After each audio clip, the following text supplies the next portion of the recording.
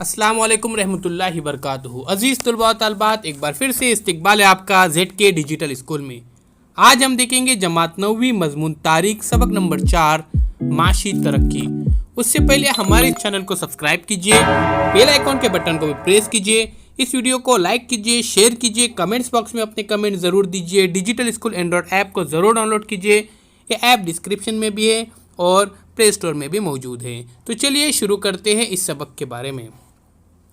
سب سے پہلے ہم جانتے ہیں مشترک معیشت، یعنی ملک کی آزادی سے قبل ہی اس بات پر غور و فکر جاری تھا کہ ہمیں کس قسم کی معیشت کو اختیار کرنا چاہیے۔ تو سب سے پہلے دیکھیے عزیز طلباء و طالبات، ہمارا ملک جب انگریزوں کی غلامی سے آزاد ہوا، اس کے بعد ہمارے عظیم رہنماؤں نے مل جل کر کچھ پالیسیاں اپنائی اور کافی حد تک اس میں کامیاب بھی ہوئے۔ سرمایہ دارانہ معاشی نظام میں پیداوار کے وسائل پر نجی ملکیت ہوتی ہے۔ اشتراکی معاشی نظام میں پیداوار کے وسائل سماج یعنی حکومت کی ملکیت ہوتی ہے۔ مشترک معاشی نظام نجی اور عوامی دونوں شعبوں میں کام کرتی ہے۔ اس نظام کو 3 شعبوں میں عزیز طلباء و طالبات تقسیم کیا گیا، جس میں ایک ہے عوامی شعبہ، نمبر 2 ہے نجی شعبہ اور نمبر 3 ہے مشترک شعبہ۔ تو آئیے جانتے ہیں کہ عوامی شعبہ کیا ہے۔ اس شعبے کی صنعتیں مکمل طور پر حکومت کے تابع اور وزیر انتظام ہوتی ہیں، مثلا دفاعی سامان کی تیاری کا شعبہ، تو اسے کہا جاتا ہے عوامی شعبہ۔ اس کے بعد نجی شعبہ، اس شعبے میں صنعتیں مکمل طور پر نجی صنعت کاروں کی ملکیت ہوتی ہیں، حکومت ان کی صرف نگرانی کرتی ہے، مثلا اشیاء صرف۔ اور نمبر 3 ہے مشترک شعبہ۔ اس شعبے میں کچھ صنعتیں نجی صنعت کاروں کی ملکیت اور کچھ حکومت کے زیر انتظام ہوتی ہیں۔ مشترک معاشی نظام کو آسانی سے چلانے کے لیے نجی اور عوامی شعبوں میں ربط ہونا ضروری ہے، تعلق ہونا بہت ہی ضروری ہے۔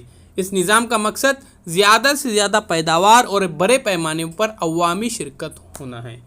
اس نظام میں سرمایہ دارانہ اور اشتراکی نظام کی خوبیوں کو یکجا کرنے کی کوشش کی گئی۔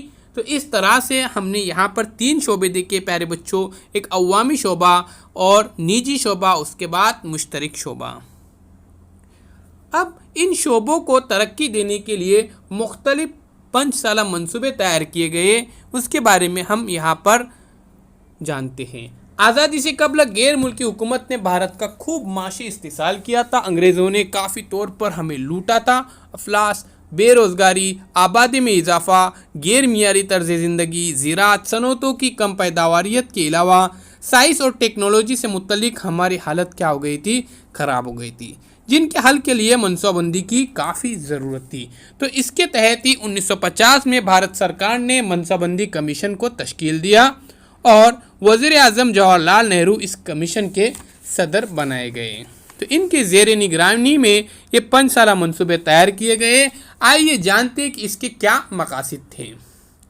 سب سے پہلے کہ قومی پیداوار میں اضافہ کرنا، اناج کے تئیں ملک کو خود کفیل بنانا، یعنی زرعی پیداوار میں اضافہ کرنا، بڑے پیمانے پر روزمرہ زندگی گزارنے کے لیے روزگار مہیا کروانا، اس ملک کی نفری قوت کو بروئے کار لانا، محصول اور ملکیت میں عدم مساوات دور کرنا، اشیاء کی قیمتیں مستقیم سطح پر رکھنا، یعنی مہنگائی نہیں بڑھانا، چھوٹے خاندان کی افادیت کو سمجھتے ہوئے بڑھتی ہوئی آبادی پر قابو پانا،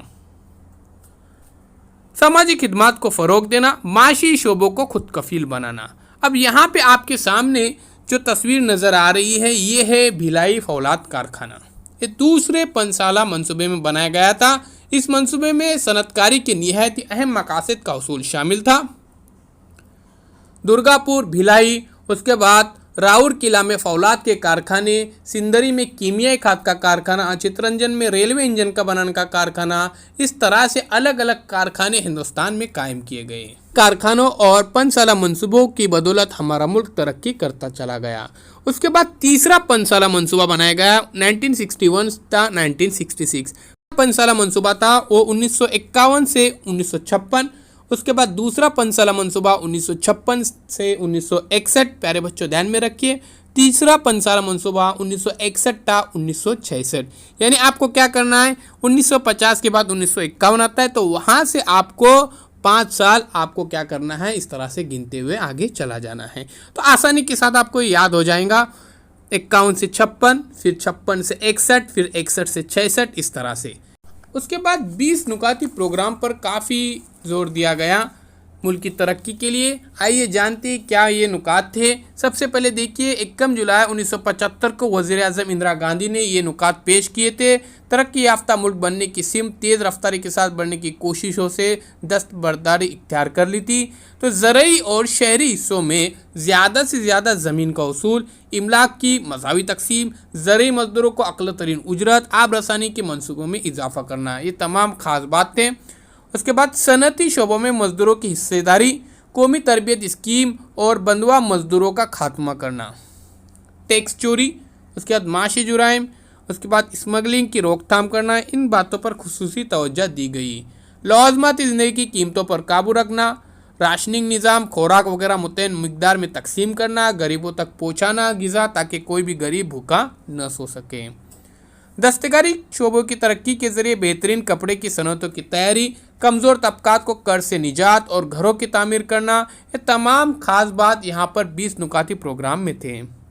अब जानते हैं मज़दूरों के मसाइल। ये देखिए कपड़ा मिल है। 11 जुलाई सन 1851 को विकास जी इन्होंने पहला कपड़ा मिल कायम किया था मुंबई के अंदर। इसके बाद आहिस्ता आहिस्ता अलग अलग जगहों पर ये कपड़े मिल तैयार होने लगे। 80 के दायरे में मजदूर में बेचैनी और बेइत्मीनान था, अदम इत्मीनान था, दीगर शोबों की माशाअल्लाह जिम्मेदार थी।